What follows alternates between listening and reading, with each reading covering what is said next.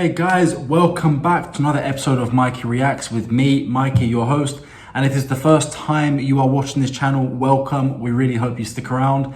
Today, we are doing 5 things America does well or better than every other nation, in my personal opinion. This is part 2. So this could be number 6 through 10. So there's quite a few here on my list, and this should be probably quite a long little series that I'm doing. So if you enjoy, stick around, subscribe to the channel and like this video and hit the notification bell so you just don't miss out on the next videos that keep coming every single week. And I do post up to 2, 3, 4 videos a day sometimes, depending on my work schedule. So before we get to it, don't forget to check out the description below and you're going to find my Instagram, Twitter, and my Patreon. You can subscribe for just $5 per month and see lots of political and historical content, a lot of opinion pieces, and a lot of articles that I write on a weekly basis. So if you enjoy that kind of stuff, check out the links in the description just below. Let's get to this. Now that I've got 5 here, and there are 5 that I believe truly the US does better than every other country in the world. But it is also a matter of opinion. So each person might have a different view on this. You guys can let me know down in the comments. So, number 1, fast food. Now, I'm not necessarily saying I'm an advocate for fast food. I do believe it's important to live your life healthily, but moderation is key. So when we do fancy some fast food every now and again, of course, you know, we're gonna have it. There's nothing wrong with having it. But the US does it better than everyone else in the world. If you look at all the big fast food companies globally, they all come from the United States. You've got things like, of course, Burger King, McDonald's, KFC, all American brands. And then, of course, if you classify Starbucks as fast food, it's not really fast food, but it's a franchise that comes from the United States, although it's very much a politicized kind of corporation now. And you also have Taco Bell, which has made its way over to Europe now as well. They tried it here in the Middle East, it didn't work. I think they're having a relaunch pretty soon. Those are just the global brands. There are loads of brands within the United States that serve amazing fast food, and people don't realize this until they visit the US and they see just how good the food is. Of course, Five Guys now a global thing, and for me personally, I think Five Guys does the best burgers. That is just my personal opinion. I've tried In-N-Out, I've tried Chick-fil-A. Of course, Chick-fil-A is just chicken, but I think Five Guys does the best burger. The reason this is on this list is not just because the food itself is amazing. Of course, some stuff like McDonald's and like Burger King can be pretty shoddy, but there are places like Taco Bell, which I generally think does great food and it's cheap and it's quick.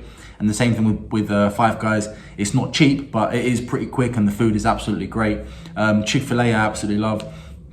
And In-N-Out, of course, that is more of a West Coast thing. When I was out in Nevada, I tried some In-N-Out burger and I thought it was absolutely great. But the reason this is on this list is because of the sheer choice that someone may have in the United States. In the rest of the world, of course, you've got choice between the standard 3, Burger King, KFC, McDonald's. We even have Wendy's here in the Middle East. But in the US, there are so many big brands that you can classify as fast food. You may be able to classify the Cracker Barrel as fast food, or those like a sit-down meal. But the huge choice just means you can really choose from absolutely anything you want, right? My personal favorite, like I've mentioned already, is Five Guys. That is my absolute go-to if I want to treat myself to a burger that I shouldn't be having. But don't worry, it's accompanied with a run the very next morning, so don't worry about that. So number 2 is going to be constitutional freedoms. Now, this might be an interesting one. It's not on the same level as fast food. It's way more important, but the US does it better than any other country in the world. I'll give you an example. The UK has a constitution. It is written, but it's written in separate parts. So each legislation actually makes up what we have as an uncodified constitution. Therefore, in theory, the constitution can be changed at any time, just with simple amendments to current legislation, or by getting rid of certain legislation and changing it to new legislation. Obviously, this has been done in the past in the United States with regards to prohibition. However, that was overruled, and I think there haven't been any significant changes to the constitution since. Realistically, I know you have things like Roe versus Wade that's been overturned to a certain extent, especially on the state level. And you can attribute certain rights that the forefathers wouldn't have thought to put into the Constitution. Of course, freedom of speech now encompasses, the First Amendment that is, encompasses social media and advertising, for example. But The reason it does it better than any other country in the world is because, in my opinion, okay, so all amendments of the Constitution are very, very important. Of course, you've got the 13th Amendment, which abolishes slavery. Was that the 13th? I believe it was. Of course, Fifth Amendment, which it gives you a right not to incriminate yourself in a criminal trial. Yes, all extremely important. I'm not taking anything away from them, but the reason I think the American system is the best is because of Amendment 1 and Amendment 2. Amendment 1 is the most important, freedom of speech. Now, freedom of speech is present in pretty much every Western country around the world. However, the difference between the American freedom of speech and the European freedom of speech and maybe the Canadian freedom of speech is that to an extent, it is true freedom of speech. Of course, you can't incite violence, but that's true of every right to freedom of speech globally.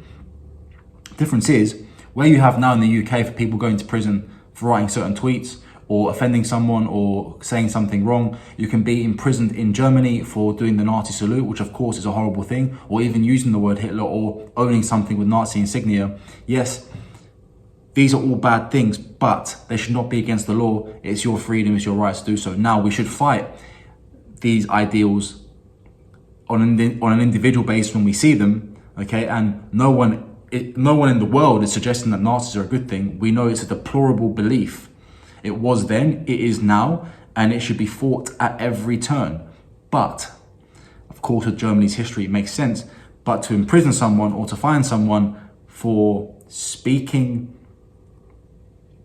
fondly about anyone, no matter how horrible that person was, it is really pretty much the same thing that he did, right? Yeah, imprisoning for speech. Same thing you have with Canada compelling speech in terms of like gender pronouns. You should not be able to compel anyone. The United States does it right because it doesn't do those things, and I really hope it does not move in that direction, because at the moment it works and it has done for the last, since 1776. So that is fantastic, and the most important thing about the Second Amendment is that it protects the First. No one can tell you that you can't have your freedom of speech if every single citizen is armed. That is why I believe number 1 and 2 are the reason this is on this list. Now, the next thing, number 3, the state systems and laws. Of course, a lot of countries have this. In terms of the UK does have it as well, where we have a all-encompassing government, which is Parliament in the United Kingdom, in London, Westminster, and the other states such as Wales and Scotland and Northern Ireland have the ability to make devolved decisions on devolved topics, things relative to their region. But the United States takes it one step further. They have a federal government with federal laws, but they also give states the rights to be able to decide their own laws on certain topics, and it gives them quite a wide breadth, to be honest with you.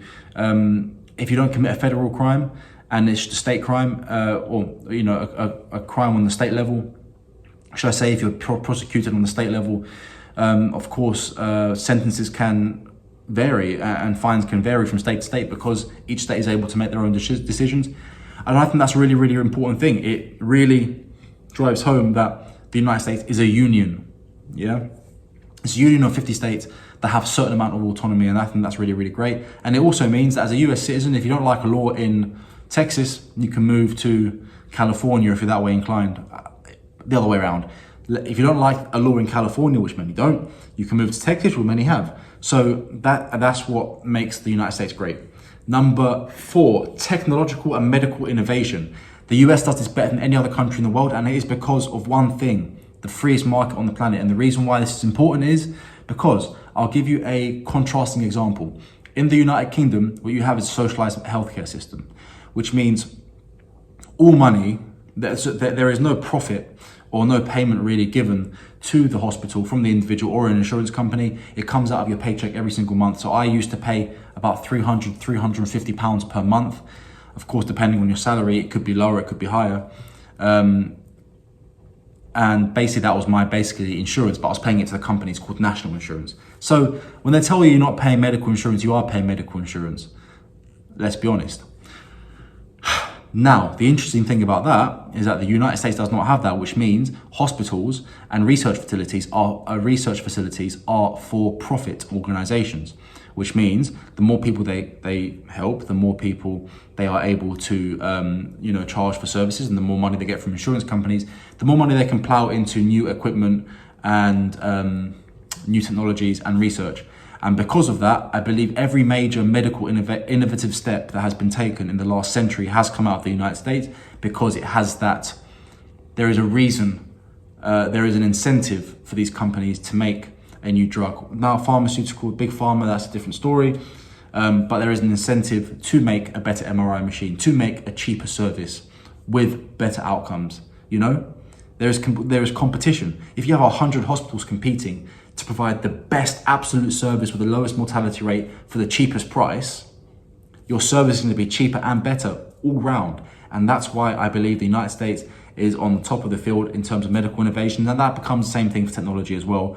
Realistically speaking, you know, everyone looks at China and thinks, oh, they're innovating in their technology. They're not. They're stealing chips from the United States. And if you walk into a Huawei store, I don't know if you guys have any where you are, you'll notice it looks like a spitting image of an Apple store. They just basically copy everything the United States does. You have obviously Silicon Valley, which although politically is not in line with a lot of us, they do produce very good technology, to be fair to them. And there you are, like every major thing, Microsoft, Apple, all come from the United States, and they really are proponents of driving us forward as a human race, especially in terms of artificial intelligence. And there's an argument for and against artificial intelligence. I believe a lot of people in the community, like Elon Musk, have actually asked for a pause on its development because it's just going too fast, and at a certain point it will become dangerous, they believe.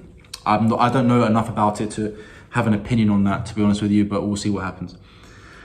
And five is a bit of a trivial one, but it's something that I love about the United States.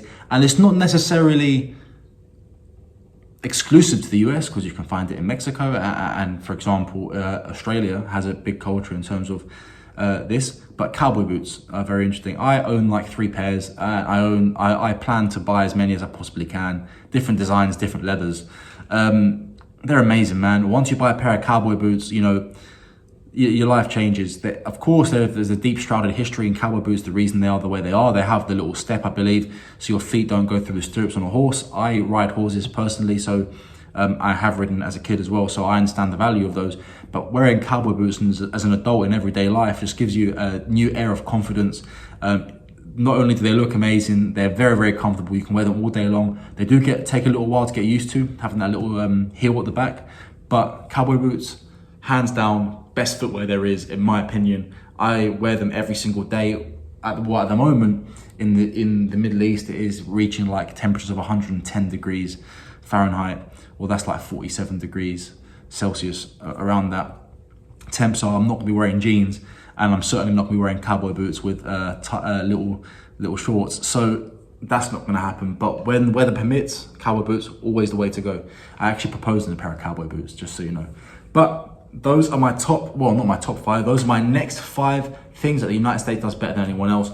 I stand by them wholeheartedly. If you guys have any different opinions, you guys can let me know down in the bottom, or if you can think of anything else the US does really, really well, I'll take a look at it and maybe include it in the next video. So guys, thank you so much for your support. Have a fantastic day. Don't forget to like this video, subscribe to the channel, and hit the notification bell. And don't forget to subscribe to Patreon. You will not miss it. You don't want to miss out, and you will not regret it. It's $5 per month, guys.